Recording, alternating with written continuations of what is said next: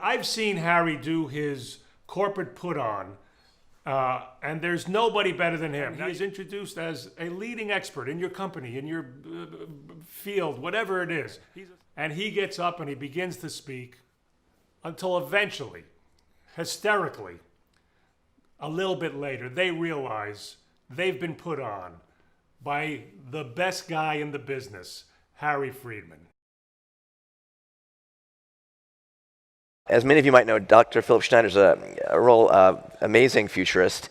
He is really often thought of as a guide to medicine, past, present, and future. He's an MD, MBA, JD. Please welcome our very special guest, Dr. Philip Schneider. Thank you. Thank you. I am very happy to be here, and I am having a really good time staying here at the Coronado Resort. On the other hand, anytime I can spend $17 from an English muffin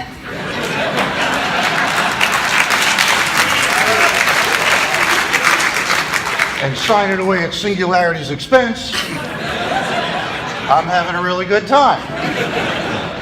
I gotta tell you, I love this town. I had a chance to go to an art gallery yesterday that had an amazing exhibit. They had a chair made entirely of bubble gum. I reached underneath, there was a little wooden desk. It's also nice to be in front of such a specialized group. As a consultant, I'm often in front of some unusual situations. Recently, I was talking to a group of rabbis and other doctors.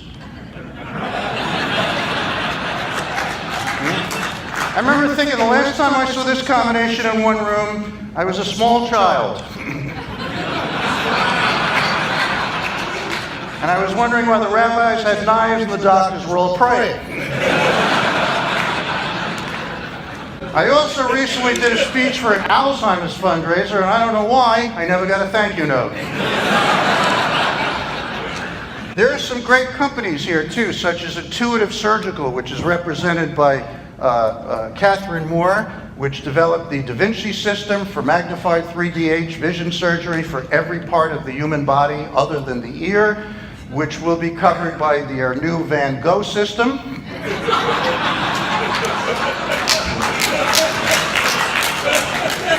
Which will cut out any hearing problems by removing the entire ear. And I say all this stuff despite the fact that I know some of you might feel my presence isn't needed today, in a way is interfering, and I'm here to tell you that's actually true. My presence isn't needed, in a way it is interfering, but we thought you should know what it feels like when you go to your patients, customers, and clients and annoy the hell out of all of them. With all that in mind, though, there are many questions that must be asked about your group and all your companies, such as whether software governance for augmented intelligence, robotics, personalized stem cell lines, point-of-care lab-on-a-chip diagnostics, gene editing, 3D printing, and microfluidics will enable greater increased pharma and drug discovery, synthetic biology, medical device development, and cryogenic organ regeneration, with Chinese medicine, Western medicine, Eastern medicine, Mid-Eastern medicine, Midwestern medicine, Northeastern, Southeastern, Southwestern, and Northwest Mid-Eastern medicine, while working with herbal medicines like ginkgo biloba, Rocky Balboa, yarrow, mallow, parsley, sage, rosemary, and thyme, with cupping, seaweed treatments, flotation tanks, and long-term prison fasting, to improve the blockchain, the medical supply chain, the cyber supply chain, the IT chain, the chain gang, and the love train. After taking into account X2AIs, ACAI, OSHA, EMS, PMS, HMOs, BINGO, C3PO, ABCD, EFG, EIEIO, RESPCT, GLORIA, Showtime, Cinemax, and La La Land. Thank you. Thank you. I would say that would be one question. Another question is, what the hell am I talking about? I have no idea, to be honest. I was just quoting Kaiser's CMO, John Madison, the whole time. But the cool thing to me is you all seem to be following along. And that's why meetings like today have a value to exchange information. That's another reason I think the folks here from Singularity are the best in the business, while the people at their competitors like TEDMED or Health 2.0 are nothing more than a bunch of dorks who have managed to get lucky. And I say that not because I mean it, but rather because I'm being paid a lot of money to say that.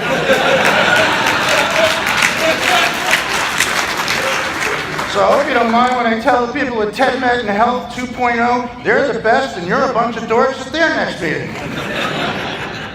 With that in mind, no, I want to tell you about my medical background. I do a lot of surgery, and I'm pretty good, because whenever I do surgery, I use a lot of extra anesthesia.